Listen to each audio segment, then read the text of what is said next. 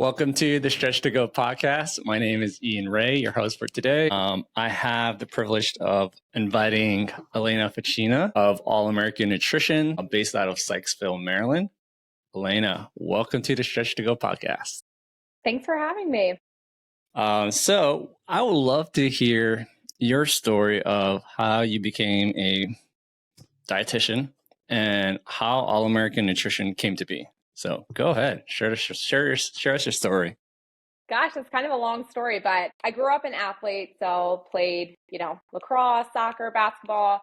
And my junior year in high school, I joined the cross country team and just really started to struggle with nutrition. So that was kind of my first, probably like becoming really aware of I have no idea what to eat. And it was really challenging. But fast forward, I went to Ohio State. I played lacrosse there and I studied nutrition. So I was in the human nutrition program, had a lacrosse career at Ohio State, and went on to get my master's at Ohio State in medical dietetics. And that's when I really started thinking about working with athletes and becoming a sports dietitian.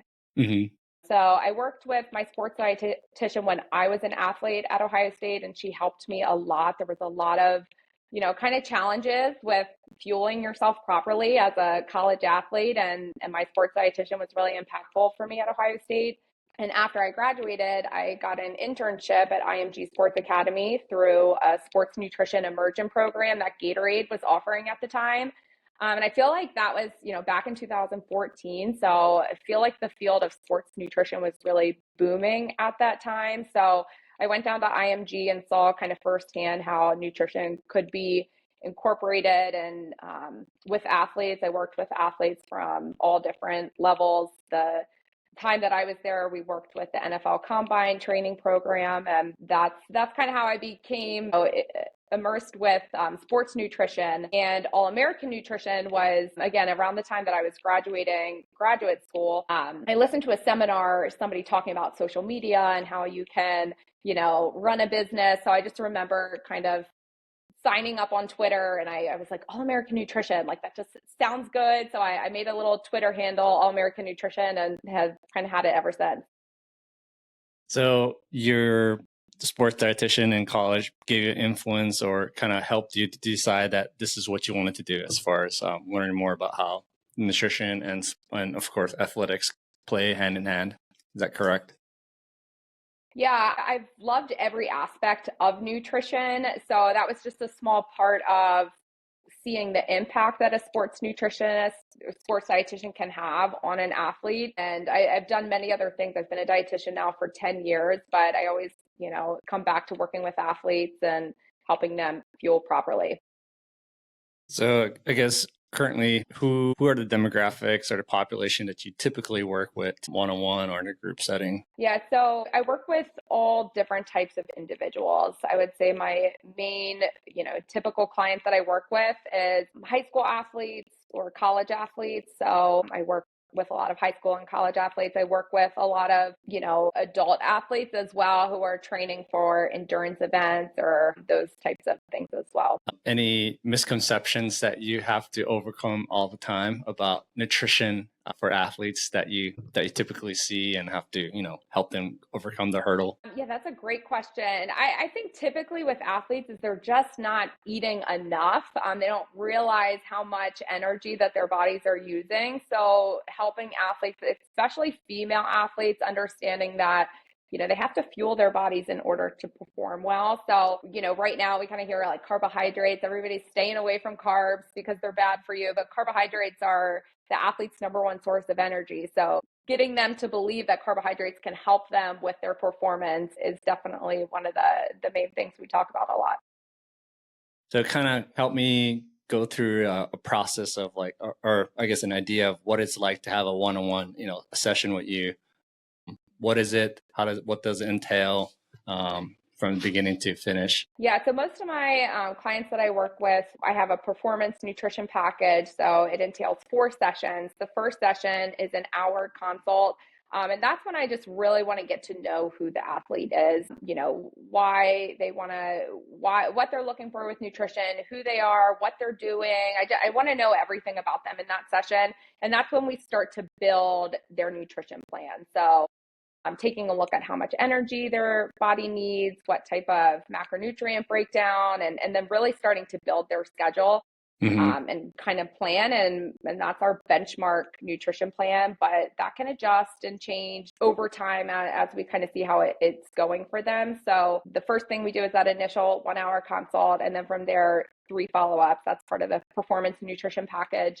And in those follow-up sessions, that's when, we're really getting into the nitty-gritty of what their plan is. I do a lot of education throughout all of those sessions as well to help educate them and help them understand how nutrition can benefit their performance. I guess, and for those, I guess, athletes, let's say, everyday athletes like myself, what are some simple ways for us to help us, stay on track to perform the best or to avoid injuries, especially dehydration? I feel like nowadays with all these salt packs and rehydration packets, like what are some things that we can do every day to help, us to perform best, whether if it's, just your everyday CrossFitter or people who go to the gym? Yeah.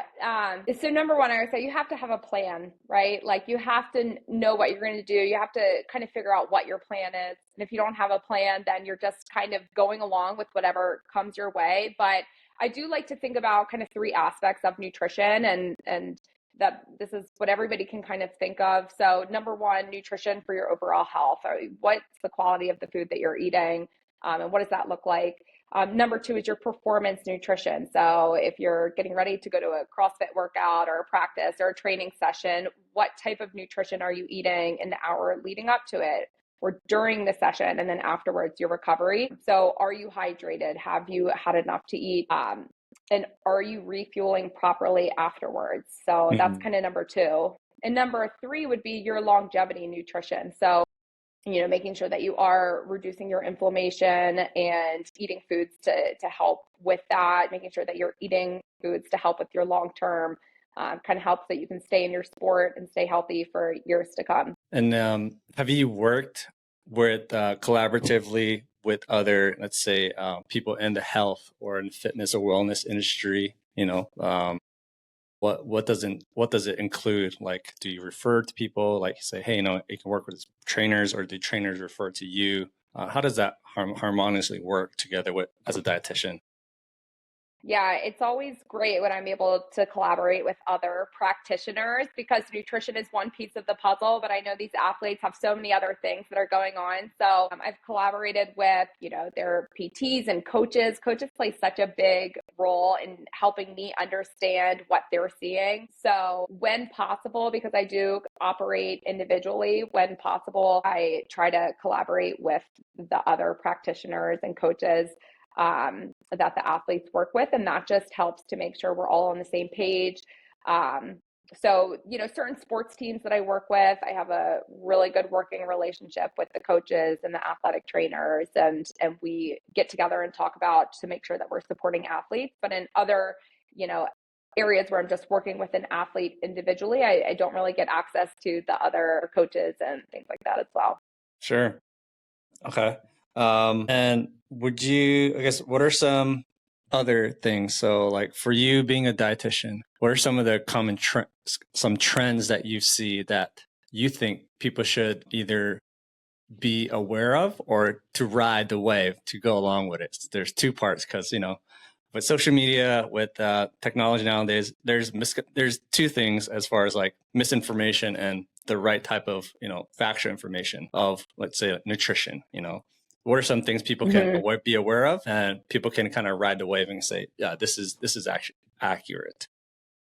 Yeah, nutrition is always changing and always evolving. What we've seen, over the past couple of decades is there are things that tend to be kind of center of attention, and everybody jumps on board with that. Right now, we just see protein everywhere, protein, protein, protein. And while protein is super important to make sure that you're getting enough and getting good quality protein, it's not the only thing. And that kind of hides some of the other nutrients that are beneficial to performance. So things that athletes can ride the wave on, I think individualized nutrition, knowing what works for your body and not just following what an influencer is telling you what to do. So if you're seeing improvements in performance and your performance is going really well, what are you doing to support that. So another trend that I feel like is big right now and kind of growing, and that goes along with personalized nutrition, is the personalized information people have access to now through different types of trackers and things like that. So, kind of honing in on what your body's telling you in terms of your recovery and your heart rate and all of those different markers can give you a lot of information so that you can fuel your body properly. But you really have to be careful with social media. It's one of the number one things I tell every young group that I work with is stop following the people that are, putting maybe not so great information into your, into your space. So you really have to be careful with that. Yeah. Definitely. That's a big thing, I guess. Nowadays, we have to fight with these younger generations as they're just flooded with so much information out there, and you just don't know what is the facts or what is, what's not. And so I think having a credible person, an authoritative person like yourself to, discuss and to consult with, I think it's very much more helpful than someone you don't know. So it's hard nowadays for people to know. It's really difficult. Talking about hydration, since I work in, fascia stretch therapy, hydration is very important for the fascia and the type of work I do. What are some things as far as like when athletes that they should either, to partake? Like, let's say, like, for example, element, like these replenishing, what are they called? Blank, my mind blank, like electrolytes. Okay. So like let's say like electrolytes, I think it's been coming. There's so many different companies that are just selling these electrolytes packets. Is that necessary if you're an athlete in high school or college, or even like a regular person like myself? Should I be even taking electrolytes first thing in the morning? That's such a good question. I know there's a lot of, again, like with the confusing information out there. Mm-hmm.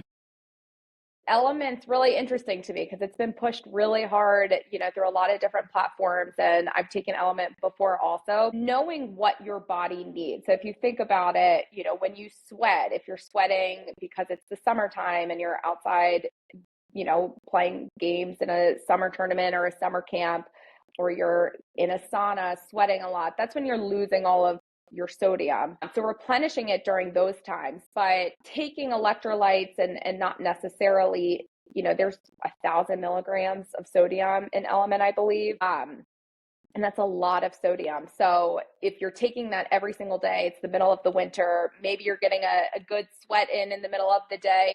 I think we just have to be careful with it and understand. So one thing I do with the endurance athletes that I work with is we do a sweat test usually. So, we'll measure what their sweat rate is during an hour of exercise and kind of figure out what they're losing. And then from there, we try to figure out if they're a salty sweater or not. And we're replacing those electrolytes during those times. But is it necessary every single day, year round? I don't think so. I think making sure that we're getting electrolytes through food and adding in electrolytes to water when we're working out and we're sweating a lot, but just taking them every single day, I think it actually kind of adjust your body's, balance of how it's using those electrolytes. So what I do, in the winter time is add a little bit of, mineral salt to water rather than dumping full electrolyte packets in. And if I use the sauna a lot, sweat a lot when running, I'll make sure that I have electrolytes in those drinks then. So I don't know if that answered your question specifically, but I do think it's a really, important topic to kind of just focus in on and see if all of those electrolytes are necessary for everybody. Mm-hmm. Yeah. And then as far as like recovery, I'm really big on recovery as far as, aspect of anyone, whether if you're working out, endurance athlete, professional athlete. There's so many different recovery tools for one athlete to bounce back from, a game or practice and into their next sessions. So, how critical does their post-workout meal or even during intra-workouts, how important is that in helping them with their recovery? Yeah, recovery is an ongoing process. So making sure that you're fueling yourself properly before, during, and after your workouts within, those windows of time, an hour before and an hour afterwards, and depending on how long the training session is, making sure that you're getting some sort of carbohydrates in your hydration in during that time is really important. And a lot of times we forget about what's happening afterwards as well. So for recovery, making sure that you're rehydrating, refueling, and getting protein in with your carbohydrates is going to help refill your muscles up so that the muscles can repair themselves. And then when we think about the nutrition afterwards, making sure that you're getting enough of that food in the 24 hours following training as well, so that you can come out and train harder the next day as well. Do you think a lot of people, especially let's say in the health and fitness industry, they sell supplements. Supplements are, what role does that supplements play? Whether if it's, if you are eating a balanced meal, or let's say just your everyday person, like, is supplements necessary for most people, or is that by case? I think supplements can play a really important role, especially in today's kind of world where we're all very busy. It's hard to prepare as much food as you need for an entire day. So I do think supplements can play an important role, but if your foundation of nutrition is not solid, supplements aren't going to help you. So making sure that you have a solid foundation of nutrition and then adding the supplements on where meet those needs. And so, for example, I had a high school football player I was working with, and his parents were like, it's like, supplements are okay, is that all right? And it's like, of course, but we have to get the foundations right first. But high school athletes, college athletes, they're leaving their houses at 6:30 in the morning to go do their training before school, and then they're walking into a all-day school or classes throughout the morning. So bringing a protein shake with you to have after that workout, because you may not have access to go home and cook breakfast for yourself, definitely can be really helpful and impactful. Yeah, I remember those days. Yeah, where bringing in protein shakes was necessary in high school or college. Yeah. I had another athlete I was talking to this weekend, lacrosse player. Mm-hmm. They had just finished up a 2-hour clinic, and he said, I had a protein bar for breakfast. And so having those types of supplements, a protein bar, protein shake, when you could be eating a balanced meal, and making sure that you're getting enough nutrients. So we have to make sure that the foundations are there, eating real whole foods when you can, and then having the supplements help you in those places where you can't meet all the needs. I know with nowadays, some people might think eating out is actually more expensive than cooking at home. And you probably can attest, cooking at home, like I said, eating whole foods, is actually much more cheaper than eating out. Would you agree? Yes. Yeah. Yes, I do agree. And so, like, for us nowadays, who are coming to the sense that, it does take time. It does take a lot of preparation, like you said. Do you share any ways for athletes or even people like, general population, how to make a simple meal plan that they can, accessibly get healthy foods, and then it's not time consuming? Do you have some kind of like a template that you give them, or an idea, I should say, of what, Yeah, every individual I work with comes from kind of a different background, a different set of circumstances. So a lot of what I do with the athletes is help problem solve to make a plan easily and accessible for them. So that's a big part of what I do. Budget, making sure that they can afford what's being recommended, and figuring out meals and snacks that are easy and don't take too much meal prep for that. So yeah. And I know you have kids, so you probably tested many recipes with your family to see what's, what everyone likes and what some kids probably don't like. But even for like families, like nowadays, what are some sneaky ways that you found to, either include a lot of those healthy whole foods, vegetables, fruits, into for kids actually? Because that's another thing I think a lot of people probably consume. Like, you can buy frozen, vegetables to include with your meal, but are there any alternative ways to include fruits and vegetables? Yeah. So I have 3 young kids under the age of 5. So a lot of my time is focused on how to, give them healthy meals that they will actually eat. So it does start from a young age. And if you do have young kids, just getting those foods on the plate so that they're used to it can help with pickiness as they get older. I'm always sneaking vegetables into their food, but starting with, spinach or frozen cauliflower into smoothies. So I use smoothies as a way to get great nutrients into them. And then mixing into vegetables with foods as well. So, I have a taco recipe where there's mushrooms and peppers and onions, and they don't even realize it a lot of times that it's there, but always putting it on the plate, encouraging them to try it, but not forcing anything. Mm-hmm. How do you envision your business right now? You've been in business for 10 years. And so do you have any future goals as far as how you want All American Nutrition to, evolve, or do you want to keep it the same? What's your future goals and plans? Yeah, so I've been a dietitian for 10 years. I've had All American Nutrition for 10 years, but I have not fully focused on All American Nutrition for 10 years. I bought the domain name back in 2014. And at that time I was, did my sports immersion program at IMG Sports Academy. And then I moved up to DC and I worked at a health and fitness club, kind of running kind of like a private practice out of the health and fitness club that I worked at. But then from there, I actually moved over to corporate, and I worked in a corporate job for 8 years. And then after I had my daughter, my third child, that's when I decided to I stepped down from my corporate job, and I'm like, all right, let's do this with All American Nutrition.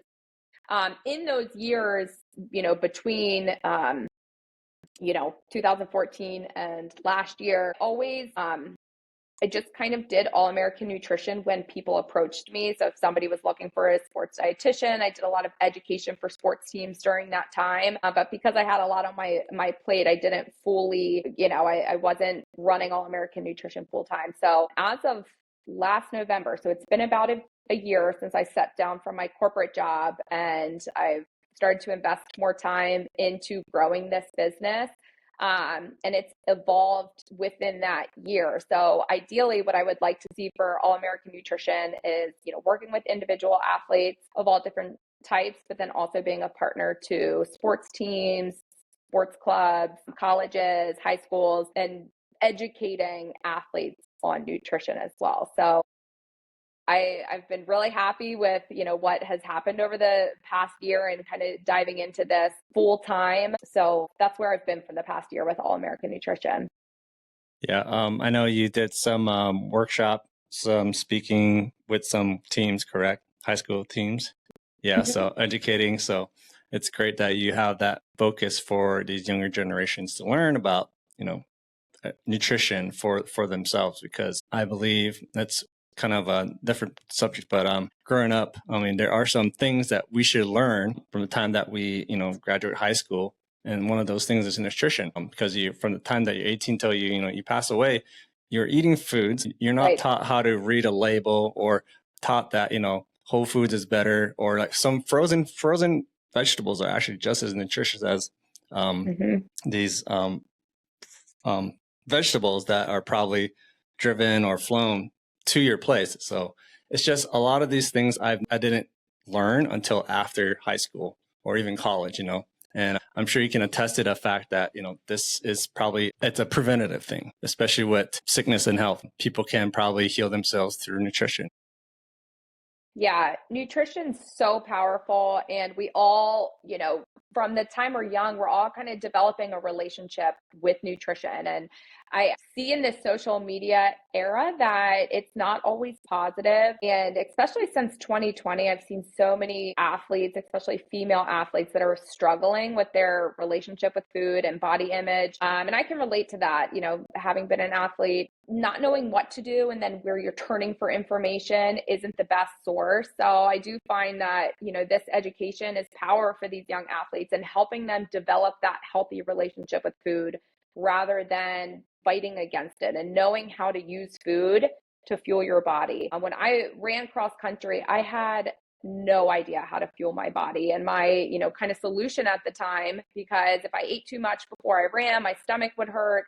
My solution was like, I can't eat before races, and I remember, playing in 2 lacrosse games for my club team, and then going off to, a regional cross country meet, and my mom being like, you got to eat something. And I was like, I literally can't eat anything. But if somebody told me this is what you need, and this will fuel your body and not upset your stomach during that time, one, my performance would have been much better. And two, that relationship with food would have just started earlier in knowing how to use it to fuel your body properly. Yeah. I think, like I said, I think that's a missing link for the things that you should be able to learn is, like I said, nutrition, because as I, approach my mid 30s, I'm seeing more and more that that's the way for longevity is, what are you putting into your body? Because you're not 20, you're not in high school anymore. We can just eat, junk food and not worry about it. Right. It does play a critical role on just functionally in your metabolism, your mental clarity. So it just transcends even past athletics. So that's great. Absolutely. Yeah. As far as these types of workshops that you're doing, like, again, if someone is interested, or a school or team is interested, like, what can they expect from these type of workshops, these educational workshops that you do? I try to personalize everything I do because I know that every team environment is different, and the needs of the teams and the coaches know best. They know their teams. So I like to listen to the coach and hear what exactly are they looking for? What is the main thing they want me to focus on? And I customize most of my presentations that I do to fit those needs. So I think they can expect a really, detailed and custom presentation to meet what they're looking for, and bringing in, my expertise as well. So I try to make all of my presentations engaging and hands-on so that the athletes are walking away with at least one thing that they can try to incorporate in to every day. Well, Alayna, thank you so much for hopping onto my podcast. I appreciate you and your knowledge, your passion, and of course, the mission that you have for educating these generations to learn about nutrition and how it can help them and not against them. So I would love for you to share with the audience how people can reach out to you so they can learn more about what you're doing, to, have these one-on-one consult, or even to invite you to a workshop. So go ahead and share information.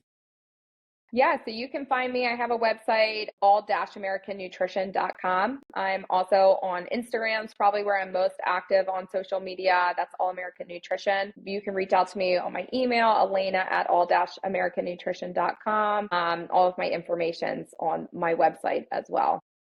Perfect. Thank you so much again for hopping on my podcast. This is great. Like I said, these series, especially for these small business series that I'm doing here in Maryland, I'm just here to basically promote a lot of these, people who are in the health, fitness, wellness industry. They're trying to just really help heal bodies and really empower and educate people the importance of what you're doing. Thank you again. Thank you for having me, Ian. I really appreciate it. Yes, no problem. And for those of you who are wanting to continue to learn about what we're doing here at Stretch to Go podcast, there's new episodes every Friday at 7 a.m. Eastern Standard Time on Spotify and YouTube. So thanks, everyone.